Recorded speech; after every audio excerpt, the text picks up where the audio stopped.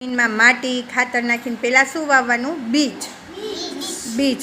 પછી એ અંકુરિત થાય અને એને બબે પાંદ આવે, 3 પાંદ આવે, એમ નાના અવડાક ઉગે.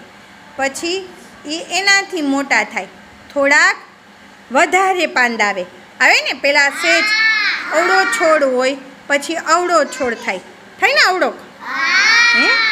પછી શું થાય? થોડોક વધારે મોટો થાય ને અવળોક છોડ થાય ને. પછી આપણે ફૂલ વાવ્યા હોય તો એની ઉપર શું આવે? ફૂલ આવે ને.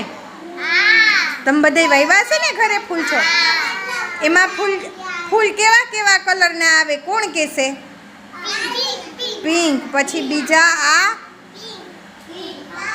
રેડ. સરસ.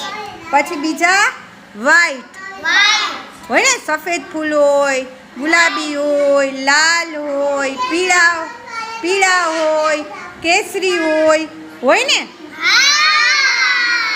આવી રીતે કલરફુલ આવે, ફૂલ આવે ને બધાય કલરના.